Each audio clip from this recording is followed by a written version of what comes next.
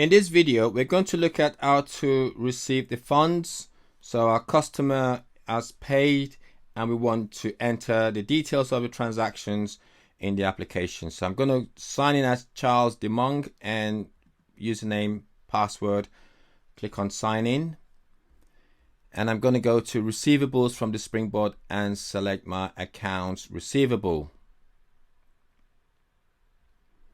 So from the task bar on the right hand side, I'm going to select create receipt. There are various receipts that can be created.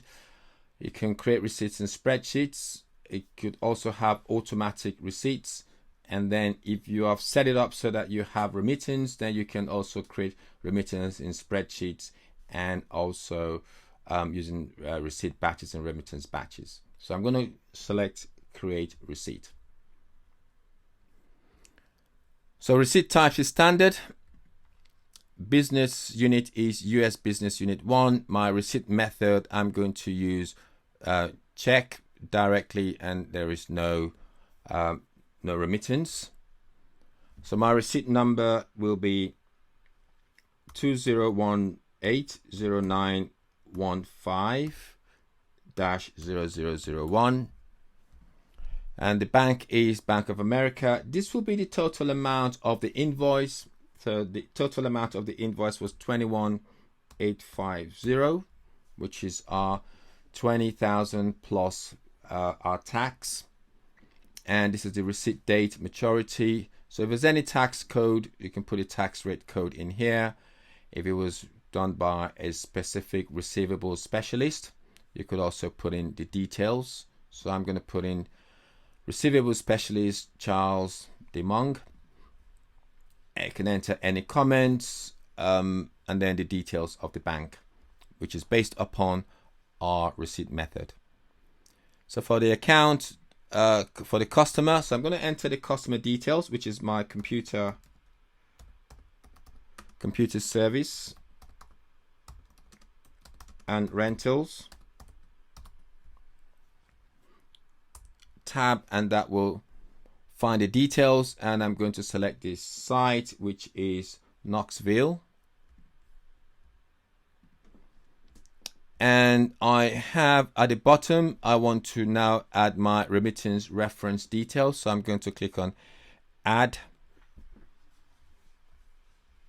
And you can enter the reference number, or I can say add open receivables.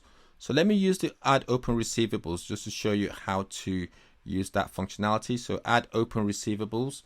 So I'm going to search for open receivables. I can either do a search based on my transaction number.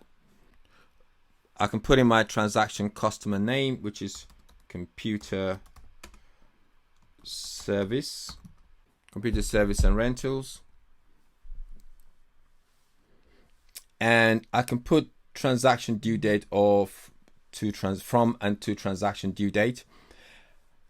I can put the amount in US dollars. I can search by the amount which is due, which is 21,850, or I can even do it by match receipt by my transaction number. So I'm going to click on search, and this will bring back my details. You can see that it's brought back my transaction number, and I can select the transaction and click on add, and this will add the details directly to my remittance reference details. So I could, if I wanted to, earlier on, just put in my transaction reference number as well to do the search. So I've just shown you how to use the search of transactions to find what's available. So once I've done that, I'm going to go to submit and auto apply. I've got various options just to submit these. Apply manually, I'm just going to select auto apply. So I want you to automatically apply this receipt to that outstanding invoice. So there we go. So that's applied the amount to the invoice, and we can see the details, and it's telling us that it's been paid 15 days early, which is good. We like to see amounts being paid early, and we can see there's another transaction which is very similar, and is saying that These are just recommendations. So that's good. So once I'm happy, I can again reverse post to ledger in here as well. Once I'm happy with this, I'm going to just click on save and close. And that's basically how to apply a receipt to a transaction, i.e. to an invoice. So thanks for watching, and see you in the next video.